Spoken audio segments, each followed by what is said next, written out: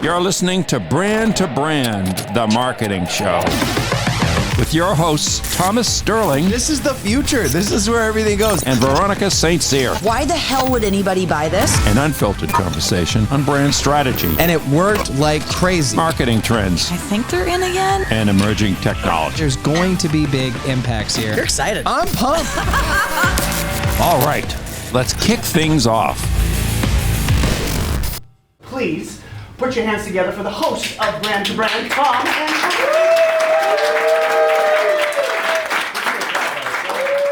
All right, well, first of all, we've never done this before, so you guys have to bear with us. This is the first ever live brand-to-brand event, and judging from the response so far, we may never do this again. I don't know, Veronica. Yeah, no pressure, everybody. I hope we do this again. I hope so, too. I don't know. We'll see. And I think, judging from what some, if many of you, from the conversations we had when we first got here, there's some trepidations about the topic at hand today. We're talking about AI. Some people are excited about it. Some people think it's going to save the world. A lot of people are scared. They think it's weird. They're afraid of what it means. And I think some people are fearful of what it means for the general economy, for people's jobs. So, I don't know. What are your thoughts on this, V? Yeah, I think, first of all, commend you all for being here because you're taking a step towards having this conversation with us. I think it's important for business leaders in your community to keep your, kind of finger on the pulse for what's going on in terms of something like AI. It's kind of hard to figure out maybe where to jump in. We were talking a little bit before this. How do you know how to take that first step? As a comp lit major also, I literally took classes and went into debt studying dystopian literature. So this is really weird that I'm up here. Yeah. I've had my own reservations about AI. Tom is kind of a different perspective. I love it. I think it's great. Loves but it. Loves spoiler it. alert. I think it speaks to the fact that I'm here having this conversation today, that I've kind of had a journey of coming to see where AI is maybe here to help and empower and not replace. And our hope is today everybody walks away maybe a little tipsy and a little full, but with a little bit more of a feeling of being prepared for the future that we're all a part of and it's happening. And we're going to drink while we do this, and we recommend that you do as well, but that's really... Yeah, we'll actually get funnier the more you drink. It's a little bit of yay, and then wait, shake it back. That's our nickname. Yeah, you can hear it. All right, but first off, what is this AI shit really? Excuse me, sorry. Honestly, for a lot of people, they're like, oh my God, AI, what is it? I'm not using it. A lot of people said they're using it daily, so that's awesome. For those that did not answer daily, you are using it daily, because guess what? It's on your phone. It's on the internet. It's on online shopping. It's kind of everywhere. A lot of people are thinking about it when they actually go to something like, let's say, a ChatGPT, which we're going to talk about in a minute, and that's their thought when they're actually using AI, but AI has already kind of been around, and I think it's funny because we've talked about AI for so long. What its purpose has been continues to evolve and will continue to evolve. So AI, I think, really is just this kind of global language for all that. Something else, because we said we're going to try to keep it a little positive today, although I am a doomsdayer, so if anyone wants to have that real conversation after. I think that there's a conversation that's being had, and there's this quote that you're hearing a lot of people in AI say, which is AI will empower, AI will not replace. And it is up to leaders to figure out how to share that message with their team, and you kind of have to live it and role model that behavior. A thing we always talk about with AI is, and this is even a concept if anyone's in lean management, where you hear lean management if you're an employee and you think, oh, they're going to cut me. They're keeping it lean, they're staying efficient. Lean is learn, enable, nurture, complete opposite of that. It's cutting out inefficiencies to ensure that your people are doing something good with their time, something useful and productive for the company and making you money. So with AI, if we think about it as something that can reduce the mundane, you can actually empower your people to be more strategic. So the stuff that's actually costing them a lot of time, therefore costing you a lot of money, you can now empower them to take some of that off their plate, let AI do that for them, and empower that person to be a more strategic ambassador for your business. It's like we can't have unpaid interns. We don't really do unpaid interns anymore, right? That's not cool. But you can fire up an unpaid AI assistant very quickly and cheaply, right? Let AI be your unpaid intern, or even let it be your therapist if that's something that you're not paying for. There's no therapist in the room, right?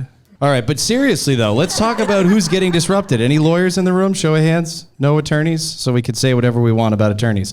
All right, legal profession, hugely potentially disrupted. A lot of some of the mundane work, instead of having to search for cases anymore, AI can do that in a matter of seconds. Customer service representatives, people already talked about that, so that's clearly a thing. And you know, in some cases, how many people have had a bad customer service interaction? I think those robots might be able to do it better, honestly. Data entry clerks, retail cashiers, bank tellers, telemarketers, bookkeepers, and accountants. Radiologists, apparently, I don't know. That's. I feel like that's a really weird moment if you're having one of the most human moments ever, and you're getting an ultrasound. If you're pregnant, you're a woman, and there's just a robot. Like, let me see if there's a person in there. I feel like maybe we could keep that one with people, but. Journalists, real estate agents, travel agents. Travel agents have had a hard go of it, honestly. Paralegals and legal assistants, loan officers. Lots of industries. There's a lot of industries being disrupted, and I think as business leaders, if you're in this room and this is something that you're yourself kind of exposing to, investing in continuous learning is something that's really critical. Can you find days to maybe tap some of your team if you're in a business where you can't have your whole team do a heads down day? Can you start to encourage them to test out AI, create a pilot group, allow people that space to learn and encourage them to do so? It's not, we made some jokes when we were doing the poll. It's not cutting corners. Show them, model the behavior, and give them that space for that continuous learning, and they can upskill and reskill maybe and learn new ways of doing things, which is important. I think we all felt after the pandemic to be even more agile in how we're operating. And speaking about the pandemic, adopt a hybrid model. And I know everyone's like hybrid work. Hybrid is like using humans and AI, which we're all doing, but having conversations with your team about how you're going to use AI in your day-to-day. And for leaders in the room, it's also have some strategic planning with your team. Bring them into the conversation. Model that and really foster a culture of adaptability. Ultimately, people are looking to us on our teams to model what we're looking for them to do. And that's really that first step. I think we should probably talk about some of the top tools and give people some use cases. Let's do it, although it does seem like we have power users in the room. They're using it every day. Some of them are using it for photography, so generative AI. Some are using it for text. I mean... Some are writing history papers? Interesting applications. ChatGPT is probably the one. Quick show of hands, how many people have used that? Okay, very popular. People ask, they're like, ChatGPT, is it all created equal? What about that thing where that attorney used it and it made up all that casework? I don't know if we all saw those headlines, but it's not like it's always going to give you the best thing. Hallucinations, that's a weird thing for a computer to do. It looks like it's right. It looks like it knows what it's doing. GPT 3.5 versus 4.0 is radically different. So if you're using the free version versus the paid version, you're just setting yourself up at, I don't know, it's like I'm not a golfer, but what are the tees? What are the furthest tees, Paul, that that you could be at, the white tees? The tips, okay. It's like setting yourself all the way back, right? So if you want that head start, it's the latest and greatest. It's really what you want to consider using, and a lot of organizations are starting to license it and set it up for people on their team. So people have asked, should I upgrade? Yeah, it's worth a shot. It's worth investing in, especially if it's that unpaid intern. Costs a lot less than an intern, right? People ask about data being outdated too. The newer ChatGPT allows you to hook it up to the internet. It's connected. It has plugins. It has all sorts of other tools. So again, it's fundamentally got a lot more going on. You set it up. What were your experiences with it? Yeah, so there's a lot of ways that if you change the plugins, it kind of changes your entire experience with ChatGPT. I think for some people, and some people I've talked to before this, use it a few times, doesn't really give you the output you want, and you're like, I don't really see how this is practical. Do you want to talk about some of the other tools? Yeah, how many people have used Google Bard? A couple, not as many. That's sad, Google. Honestly, not as good a product in a lot of people's opinions, although now it's more deeply integrated. So if you use Google Apps, it ties right into all your stuff. You can ask it, when was the last time I sent an email to somebody? And it can peek right into your inbox. Not that everyone wants that to happen, right? They're getting better. Claude is another one. Midjourney, though. And Midjourney for the barrier to entry, it's pretty incredible. You can't just go to the website, sign it, and do what you need to do. You need to set up a Discord account and all sorts of other stuff. But man, is that a powerful tool if you want to actually start getting into creativity mode where you want to create something that you've never seen before. It can generate images. It can generate works of art. It's scary for artists, for sure. It's scary for propaganda as well. I think we've seen a lot of images come out where it looks so real and it's so fake. Or you've seen a lot of funny images. My favorite is a bottle of ranch dressing testifying in court. That's an image I'll never get out of my head. And you're like, how the heck can I use this? But for generating, like let's say you are a creative and you're a little bit stuck in the process, this can be the thing that gets you out of that creative roadblock way faster than some of the more, I think, analog ways we used to approach those roadblocks. Absolutely. I think it opens up whole new veins for creativity, and for people that are afraid of it, I think it just scaffolds and makes it a lot easier for you to get your ideas out there. And so I think it just makes people give them an opportunity for more free expression. Perplexity is another interesting one. That's one that's great on your phone. You can actually utilize it. It's kind of like a research assistant. You can put stuff into it, have conversations with it, and it's just constantly generating you your own custom article responses, which is pretty crazy.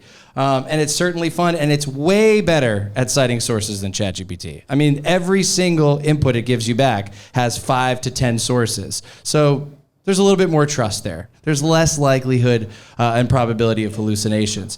Jasper AI, Adobe Firefly, I mean, there are literally hundreds of it. In some ways, part of the problem for a lot of people is figuring out if this is actually a legitimate tool, because there's a lot of vaporware out there. And I think digging into some of the use cases for ChatGPT, because I know we saw some hands of people using it. Is anyone using it every single day? Okay, a couple, great. We got some marketers over here. I was super skeptical. I was not an early adopter. And I am now using it every day. I think there's some use cases maybe we don't always consider. One is onboarding. It can help you build an onboarding plan that's super critical as we're coming out of the Great Resignation. We're thinking about maybe bringing people onto our staff. Maybe we've identified people on our team that need additional training. Ask ChatGPT to help you build an onboarding plan. Documentation. This is really huge. This is probably super different based on the roles that we're in, but especially when you think about hiring new people. Who loves when you have a new hire and you feel like you are answering the same question 47 times every single day? Wouldn't it be great if you had some help in creating some custom documentation that you could do once, process, and then keep there? Another one is in-house advising. This is super broad, but someone in this room and I were making a joke earlier about feeling like therapists at your job where you're not a licensed therapist. I know a lot of people don't go to therapy, and I'll stop talking about this. You should, but let ChatGPT be your free therapist. And I know that's funny, but you can ask it, like, what if you have a performance challenge with somebody on your team? As Tom would say, don't use their name, right? Because we don't know how this is going to evolve. If you're uploading it in there, you're putting it out into who knows where, into some other training model. So if I'm having a problem with Veronica, which happens all the time, I could change her name to Victoria, and it would be easy to upload. And I know you get confused for Victoria, so that was just a shot at you. But it's everything. Performance challenges. You have a business strategy problem. You want to check in on what the competition's doing. There's so many endless use cases for how you can leverage ChatGPT to give you information. Pretend it's like your office buddy. Like, how many times you're just like, can you believe this guy? Instead of like creating a toxic workplace, like get it out to ChatGPT and ask it to give you some solutions that are actually meaningful. So you're talking to the robot. That's what's going on. All the time, Tom. That's why we work so well together. I have help. Improved communication. Improved communication is a huge thing. You can send something before you send someone a nastygram. Upload it there. And I know a lot of people are using it to workshop emails and solve for writer block, but it can also help for tonality. Maybe we're all working on trying to be a little bit more direct in our communication. Well, you can work on that. Maybe we're too direct. We need to dial it down a little bit. And we've all had that moment where we need to sit on an email overnight, right? So this is where that can actually be really helpful. And creative ideation is another big one, because let's be honest, sometimes it's really hard for us to get the idea from here out to here or communicate it to somebody else. And guess what? I feel like AI has taught me something about human interaction and human communication, because honestly, sometimes you have an interaction with somebody that's a few feet away from you, you're having a conversation, and they're like, yep, totally understand what you're saying. And they have no idea what you're talking about. Well, AI, you know right away it had no idea what you were talking about, and it helps you say, okay, let me take a little bit more time. Let me reflect on what I'm going to put out there so that what I get back is good. So, and we all know sometimes if you put a little effort in, you share an agenda before a meeting, you get more out of that meeting. It's the same with AI, honestly. It's having a conversation. So I think we could just talk all day and say funny things, but we want to give people something useful that you can walk away, maybe immediately use. We did want to talk about prompting a little bit with ChatGPT. Tom, do you want to speak to this? Absolutely. A lot of people get stuck here. And a lot of people are having one-off conversations with AI and not actually having a two-way conversation. And so they're not getting much back. In fact, they're getting crap. And then they're saying, okay, it's not actually that useful. And then they don't incorporate it in their daily routine simply because of that. And that's coming down to prompting. It's how you're interacting with the technology. And that will get easier. I think, we're in an early stage of AI. It's going to become easier and easier to actually go through that. But garbage in, garbage out. And I think, I like to use the breakup example. If you're having a conversation with somebody and you're in a bad relationship, and for some of us this was a long time ago, but you're having a bad conversation. You're having a conversation with somebody and you're like, oh, this isn't working, that isn't working. If you only share the things that aren't working, they're going to tell you should break up with that person right away. Then you're like, well, wait a second, hold on. It's the same with these tools. So you kind of need to make sure that first and foremost, when you're in front of the prompt, take your time. Really lay out all your goals. In fact, I've spent 20, 30, 45 minutes on a prompt, and then you get absolute perfection back. And I know that sounds crazy to spend that much time on it. We're going to talk about why. We're going to do a live example for what a prompt like that might actually look like. We'll speed it up. It's not going to take 40 minutes. The next thing I would say is, instead of just, not just taking your time, but also for ChatGPT specifically, every single one of those threads is like firing up a new conversation with your AI friend. A lot of people just start a new thread every single time. What you should really be doing is thinking about labeling those threads. So labeling them and saying this is my email writer tool. This is my tool to help me with this specific use case. And then go back to that thread. Use it again. Because you're putting time in every single time that you're utilizing and interacting with it, it's learning from that interaction. Yeah, I think, and something we have to point out is that someone on our team, Mads in the room, our production assistant, and Tom have nicknamed ChatGPT Chad GPT. Well, you gotta name it. Come on. But I think a good way to think about what Tom's talking about in a practical sense is you're having that breakup conversation with your friend and you're only telling them the backstory, but you want to give them an update of what's going on. Or we all have people in our lives, we tell stories about the dramas of being a human being. Imagine if every single time you went to tell your friend, you had to give them all the backstory from every previous time you'd talked to them. That would be exhausting. But we do that. We fire up all these different threads and we think we're just asking the same bot.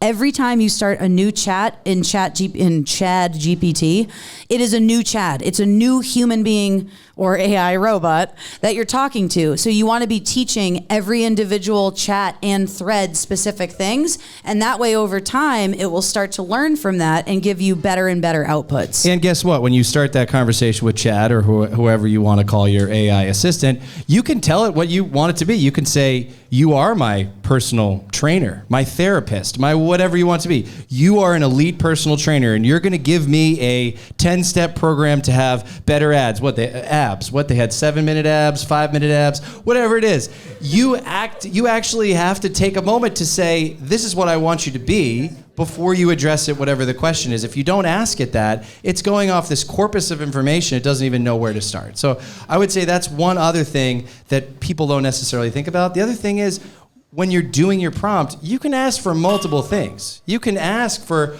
multiple outputs from that one prompt. So you can actually do what we call goaling, meaning goal 1, I want you to deliver this. Goal 2, I want you to do that. Goal 3, do this. We'll talk about that too. And if you ask Tom, you don't have to say thank you. I disagree. I feel like if the robots ever take over, I want them to know who is being polite and thinking of them the entire time. So I think a thank you once in a while is probably I guess it goes a good long idea. way. You don't have to be rude. I'm just saying, some people are like, please do this. Thank you so much. Please do that. Thank you so much. But also, do you have people on your team, and I can be guilty of this too, where you say, would you mind? And it's like, it's their job. They probably wouldn't mind. They probably should do the thing. You don't have to, you get to cut some of that out when you're asking for that information. Just get to the point. So are we down to do a live prompting? Are you? Yeah, if it's quick. Is everyone down for a quick live prompting? Okay. All right. We'll try to speed this up for time. Yeah. So let's think of an example here.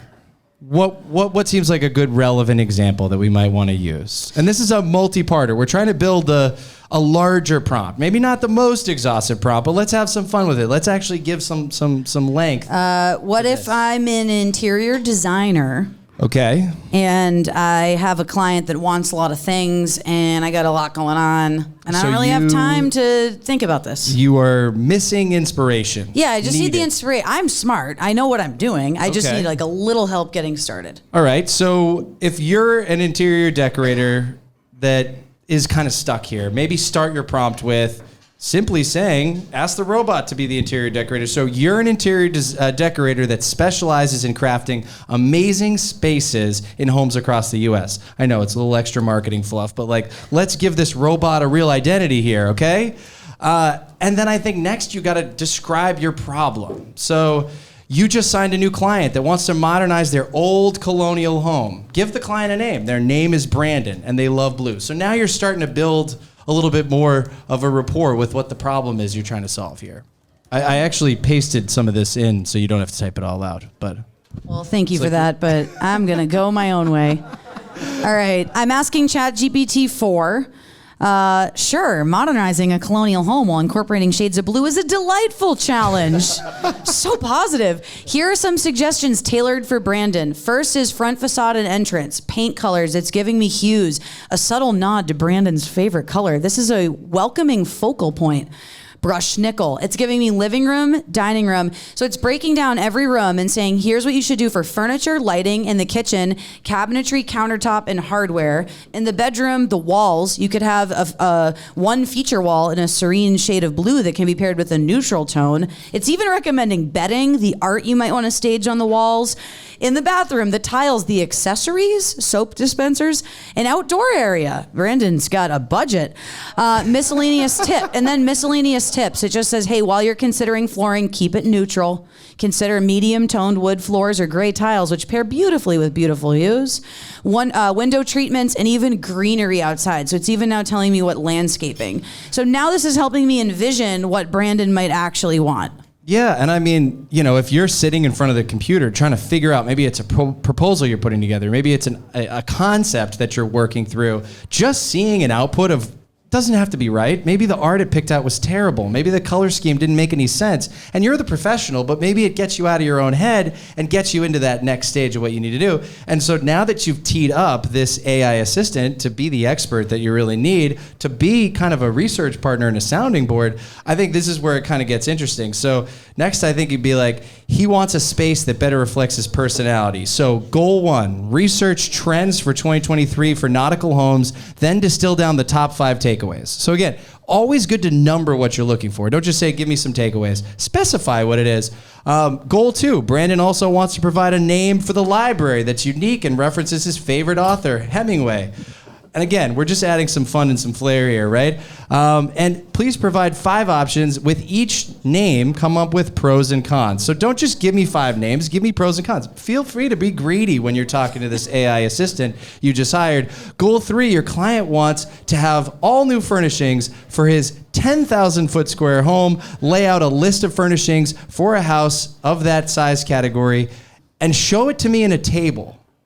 Now that's important because maybe you want to look at that information, quickly scan it. Don't just ask it to just give it to you in paragraphs. Ask it for you in the format that you want. So again, simple example. Did you ask your assistant? I did. I listened to you this time and copy pasted.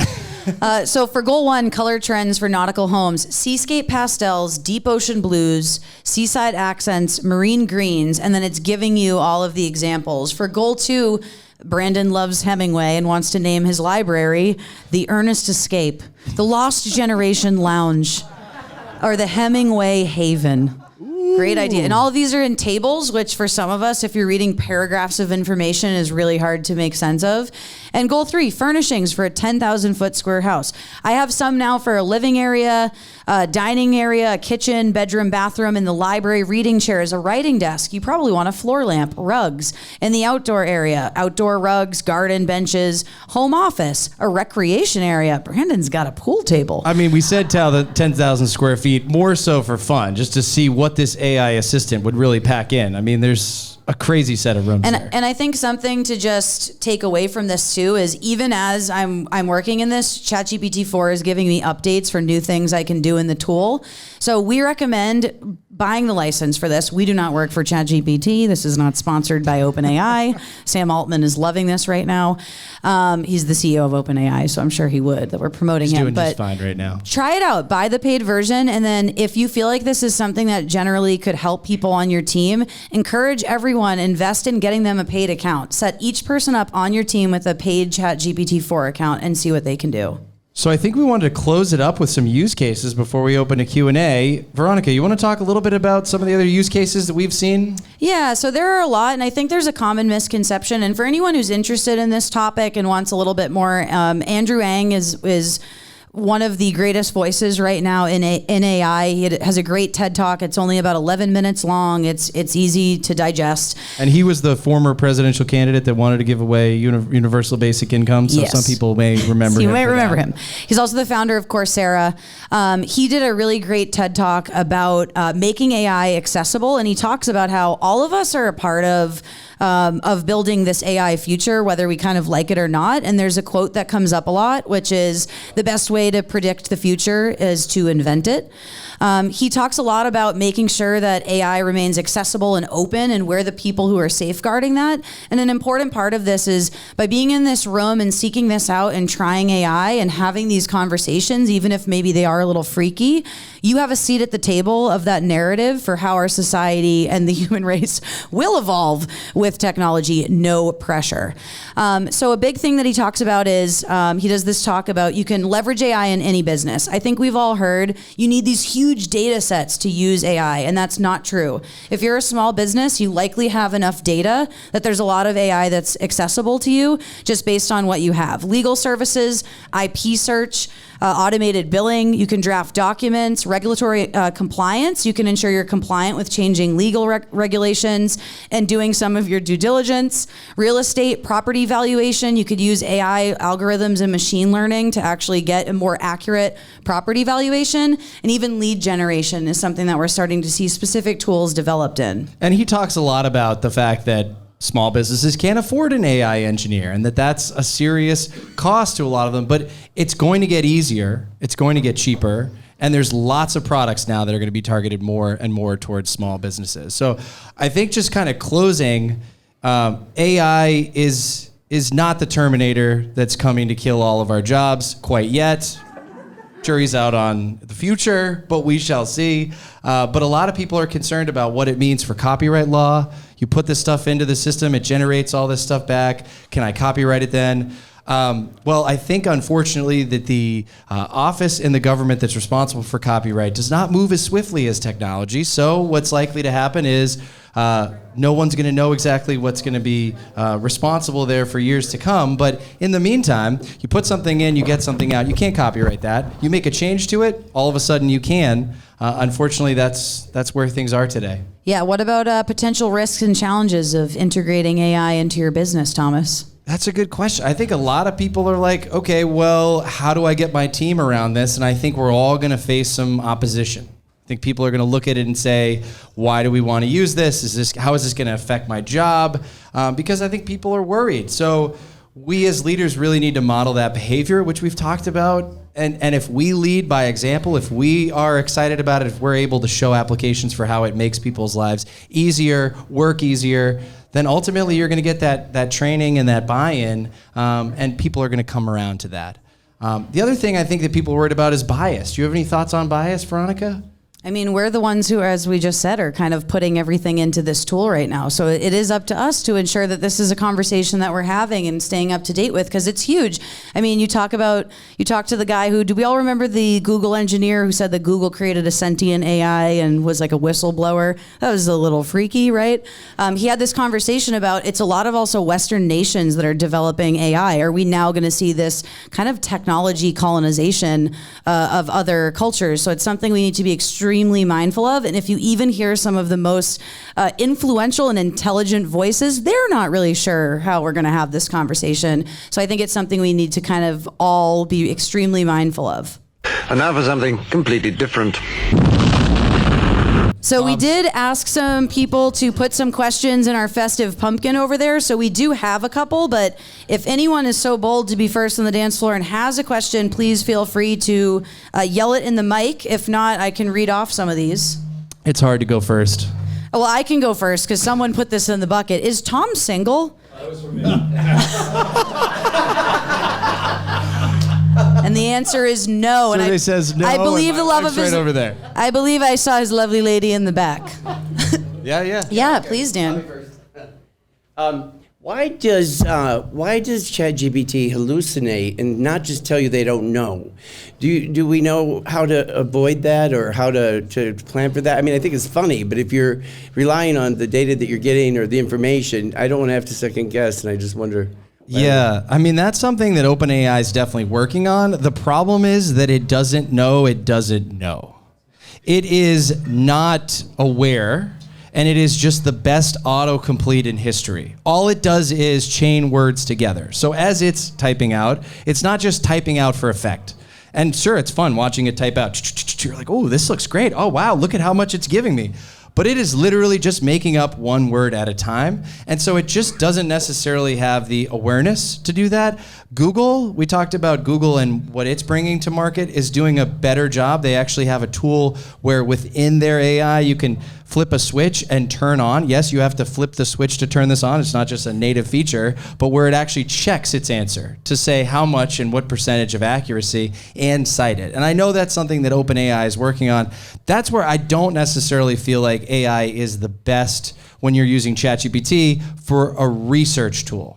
And there are better tools. I mentioned Perplexity. That's, I think, a better one in terms of the fact that it also cites a bunch of examples. But that's definitely a challenge that people are having. One way to get around that, if it's your own data, is you could upload your own information and then you can prompt it to say, only use my information in your response. And then that's a nice way to kind of safeguard around that. Some people do that too, where you take your own writing. Maybe you were very verbose and you need to cut it down to have a shorter social version of what you're Winston putting out Churchill there, right? would love this. Yeah. That's a great way to do it. And again, it's only using your words. So again, but a lot of that comes down to what version that you're using. And if you're using the free version versus the paid version, or you're using the paid version, but you don't have it set up to tie into the internet, then you're not going to get the best answer and results. So those are some things to consider as well. All right. Any other audience questions? I know that mic is so intimidating. Does anyone want to serenade us? I'm not going to use the mic. All right. Which app do you actually download? There's a lot of versions of ChatGPT. So which version of ChatGPT versus the app? So there's an OpenAI app, and that's the app that you want to use. There's other apps that integrate with ChatGPT, but it's not a native integration. So when you're downloading it, look for OpenAI. I have another question from the bucket. What is the ROI on AI investments, and over what time frame can I expect returns? Wow, who wrote that one down? That's a serious one. All right, so I think definitely ROI is a consideration. It's a strong business consideration.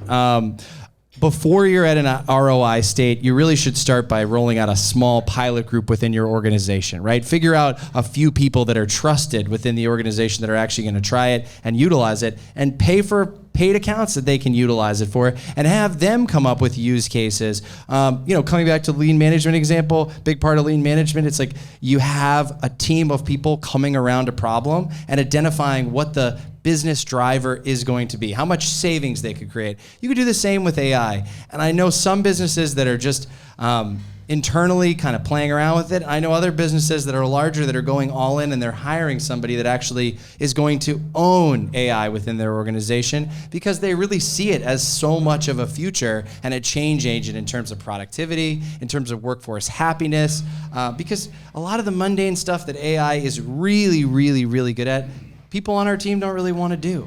How many people on our team struggle to write an email, struggle to respond to some sort of a client situation or deal with a challenge? There's a lot of things that AI maybe is almost better suited to do. Any other questions from the humans in the room? Okay. We got Jack coming up to the front. He's going to use the mic. I love that. All right, so how do we address AI for college students when they have to do APA format, in-paper citations, and references, especially at the grad level? Because I won't allow my students to use it. I think that's a great question. I feel undereducated to answer that. I can tell you what I would say that needs to happen in elementary school, middle school, and high school. We could apply some of that to college, but a lot of people in education, they're considering the flipped classroom. So instead of sending people home with homework that the robot can do very quickly and very well, and having them bring it back in, you actually need people to do it in the classroom.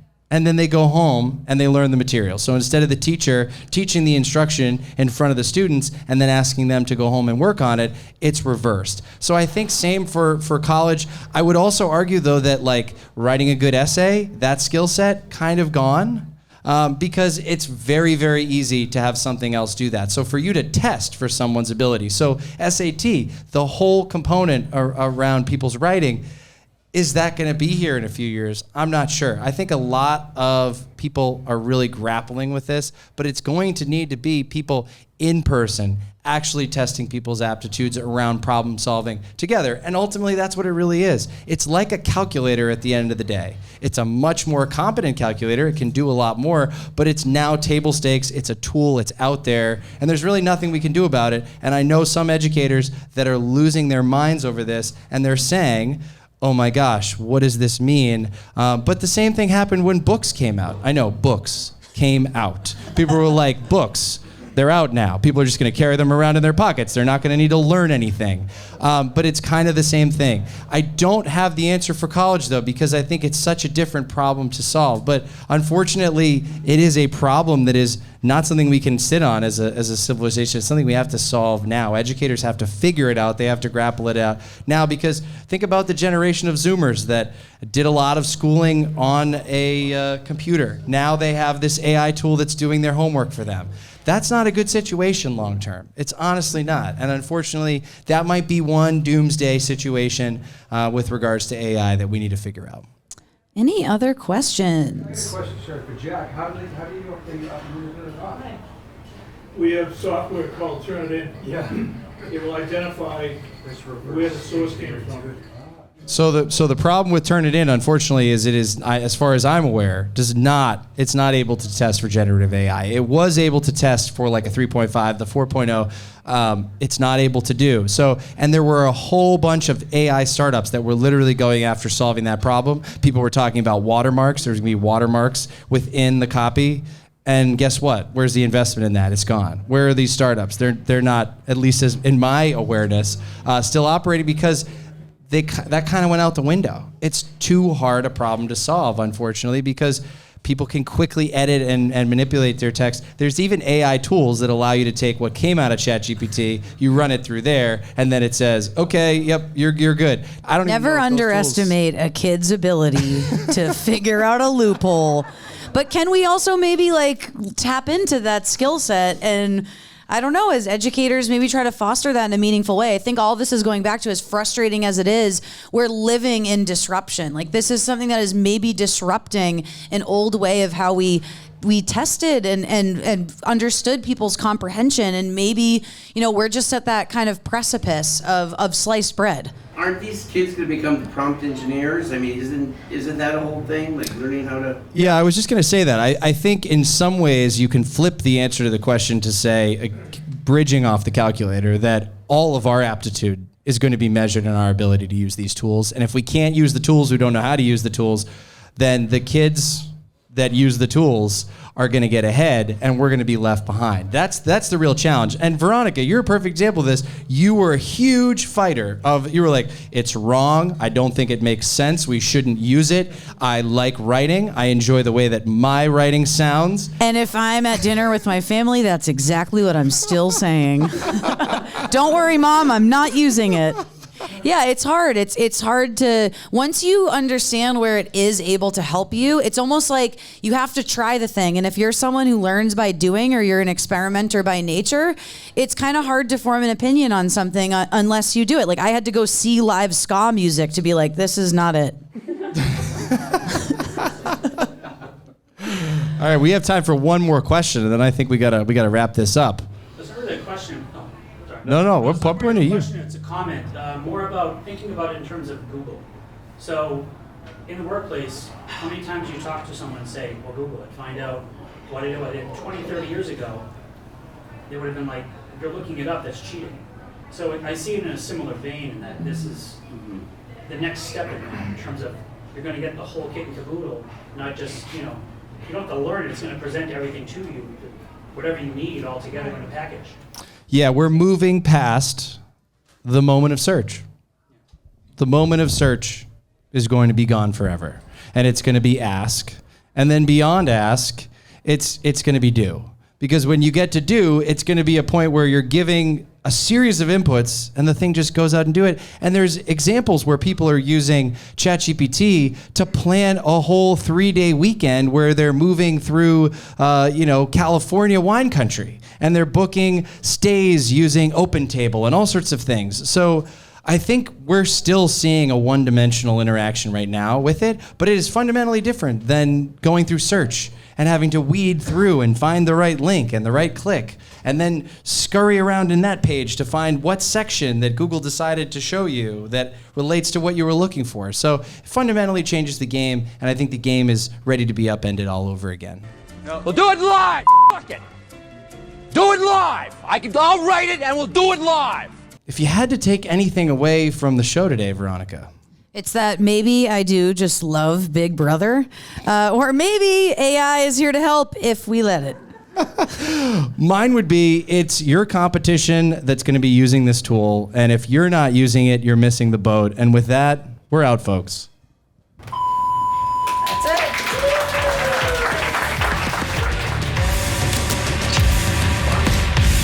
Thanks for listening. If you liked what you heard, smash the subscribe button or listen wherever you get your podcasts. We're out of here.